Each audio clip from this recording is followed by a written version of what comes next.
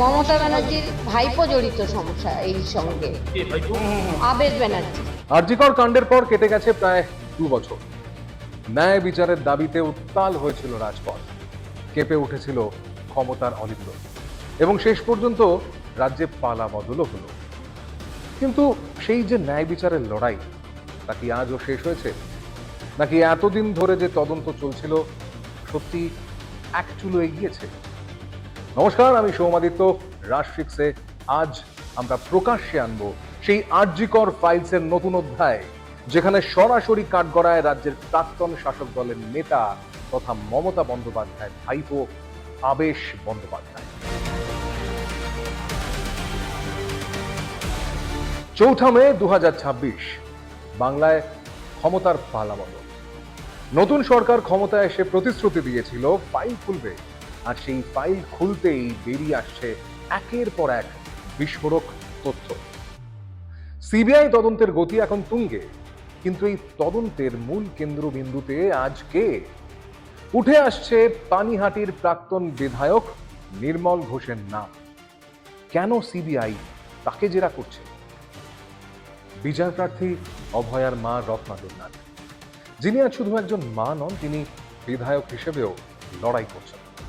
তিনি সরাসরি অভিযোগ করেছেন ঘটনার দিন তড়িঘড়ি দেহ সৎকার করার নেপথ্যে ছিল এক সুপরিকল্পিত ব্লুপ্রিন্ট।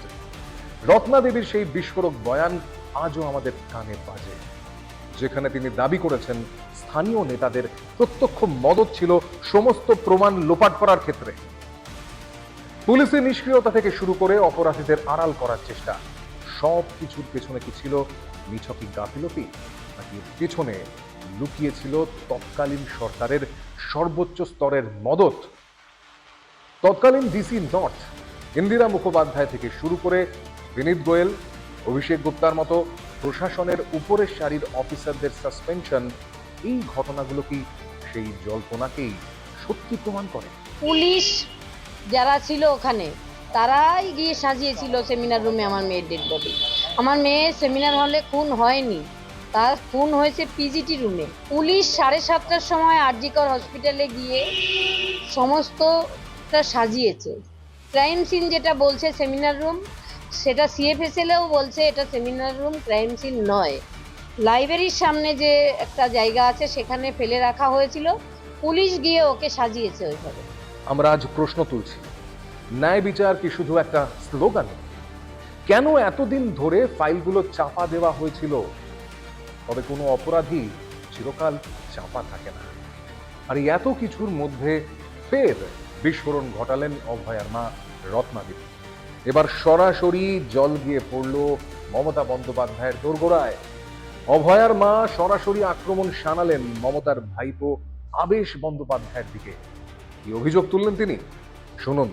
মমতা ব্যানার্জির ভাইপো জড়িত সমস্যা এই সঙ্গে, আবেশ ব্যানার্জি। আপনি সরাসরি অভিযোগ করছেন? হ্যাঁ। সবচেয়ে বড় প্রশ্ন, কেন আবেশ ব্যানার্জির নাম? রত্না দেবীর দাবি আবেশ ব্যানার্জি ওই রাতে উপস্থিত ছিলেন, তার জামায় ছিল অভয়ার রক্ত। এই অভিযোগ কি শুধুমাত্র ব্যক্তিগত আক্রোশ, নাকি প্রত্যক্ষদর্শীর বয়ান? মুখ্যমন্ত্রী তথা স্বাস্থ্যমন্ত্রী তার অনুমতির বাইরে হসপিটালে কিছুই হতো না। সেখানে এরকম একটা নৃশংস খুন, যে অন ডিউটি ডাক্তার, তার যদি না থাকে কোনো সুরক্ষা, তাহলে কার সুরক্ষা থাকবে? তদন্ত এখন যে মোড়ে দাঁড়িয়ে আছে, সেখান থেকে আর পিছনে ফেরার উপায় নেই। অপরাধী যেই হোক, শাস্তি তাদের পেতেই হবে। রত্না দেবনাথের এই লড়াই আজ বাংলার প্রতিটি মানুষের লড়াই। আপনারা কি মনে করেন, এই তদন্ত শেষ পর্যন্ত খুনিদের দোরগোড়ায় পৌঁছবে? কমেন্টে জানান আপনাদের মতামত। আর সত্যের পথে অবিচল থাকতে সাবস্ক্রাইব করুন রাশফিক্স। জয় হিন্দ।